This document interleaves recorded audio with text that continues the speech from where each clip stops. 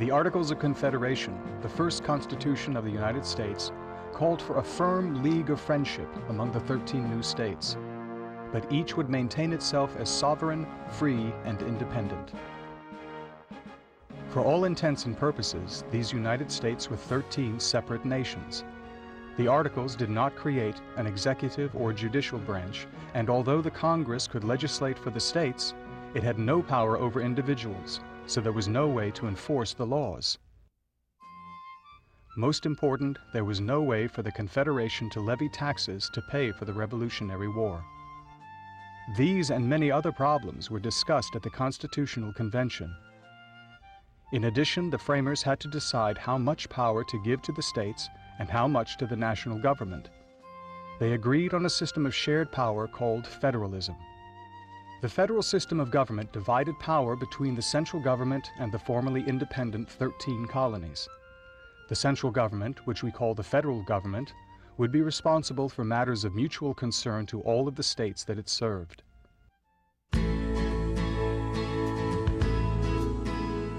The federal government could make laws about immigration, control trade between states and with foreign countries, print and coin money, establish a postal system, create the armed forces, and declare war.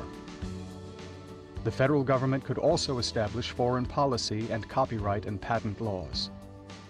Meanwhile, state governments could control trade within their states,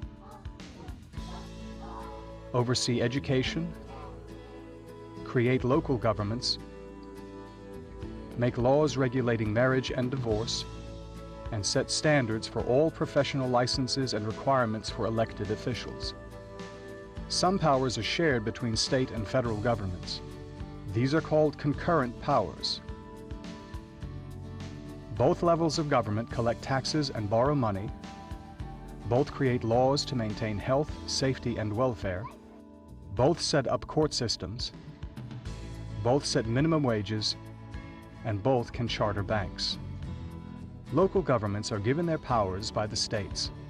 In cities, towns, boroughs, townships, and villages, local governments have a similar type of relationship with their respective states as the states have with the federal government. Local, state, and federal governments often work together to provide the necessary services to their citizens. But the balance of power among the levels of government often varies depending on the situation. The growth of large metropolitan areas, for example, has demanded new kinds of local government organizations that must work together across local and sometimes state lines. Real income is what can you buy with your money? All three levels of government now participate in the delivery of public education. The Federal Department of Education sets national standards for quality and helps to pay for the public school system. State departments of education also help to fund and establish standards for the schools within their states.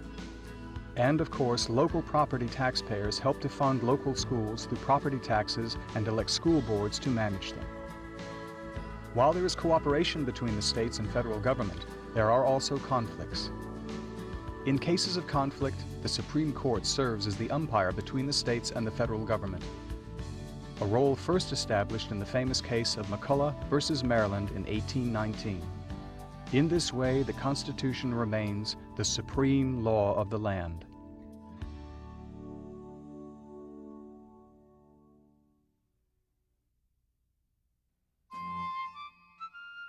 Why is the Supreme Court essential to the survival of the federal system?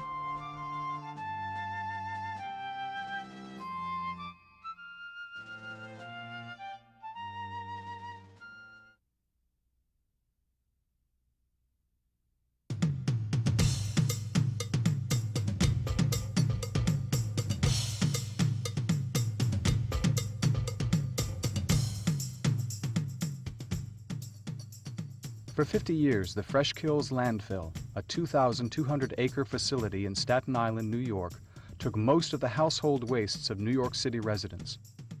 But like many other landfills around the country, it was nearing capacity.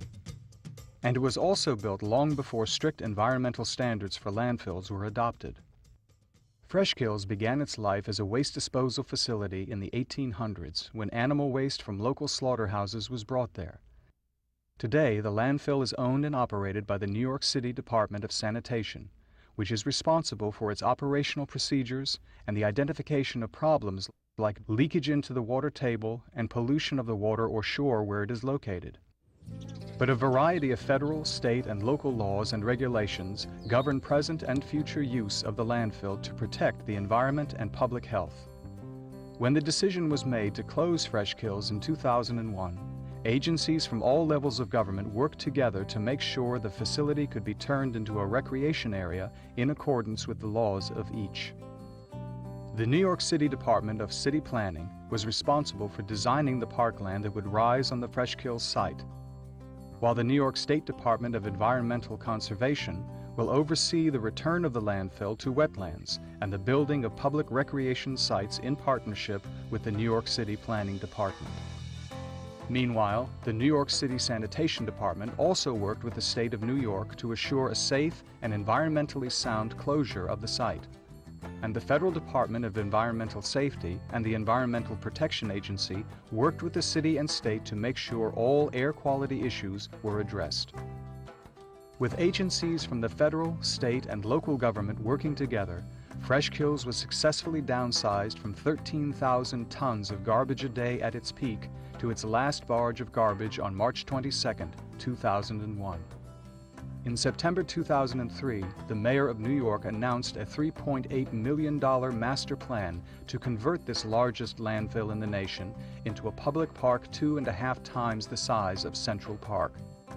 A place where local residents can once again enjoy rolling green hills and marshlands, a place teeming with birds, animals, and water life.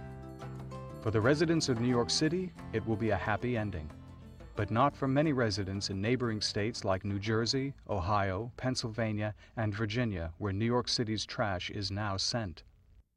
In recent years, as landfills like Fresh Kills have reached capacity or closed, trash hauling and disposal have become big business.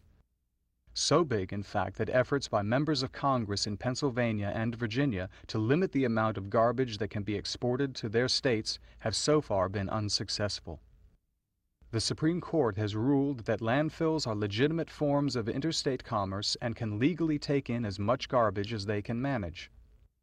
But legislators from these two states and others in the East and Midwest are continuing to push for federal legislation banning the transport of garbage across state lines. Although federal, state, and local governments work together to close Fresh Kills while making sure that all environmental laws and guidelines were observed, the conflict over transporting garbage across state lines seems destined to continue for a long time. The basic issue is whether states have the right to control how much, if any, garbage is brought in from outside the state. Meanwhile, as New York City's budget problems increase, so do calls to reopen Fresh Kills. The city has contracted with private companies to export 13,000 tons of garbage to out-of-state landfills every day, at a cost over 50% higher than taking it to Fresh Kills. The Independent Budget Office of the City of New York estimates that reopening the landfill could save the city close to $238 million per year. For now, the plan to turn Fresh Kills into a pristine natural park remains. But the future is uncertain. Whatever happens, the closing of Fresh Kills and the subsequent battle over its garbage provide an interesting case study of how governments in a federal system work together and how they are sometimes at cross purposes. Can you think of an issue in your community where federal, state, and local governments might work together?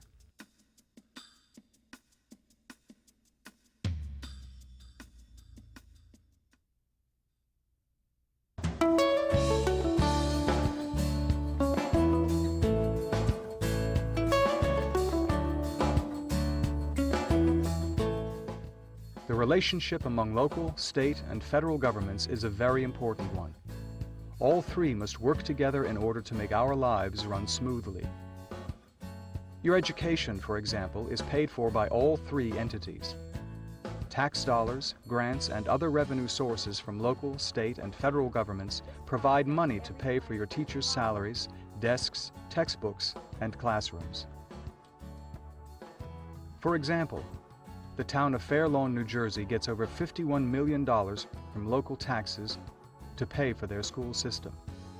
The state of New Jersey provides over $600,000, and the federal government chips in over $1.2 million. These funds, combined with a few other revenue sources, pay for students like you to attend public school. Why do you suppose it is necessary for all levels of government to contribute to public education?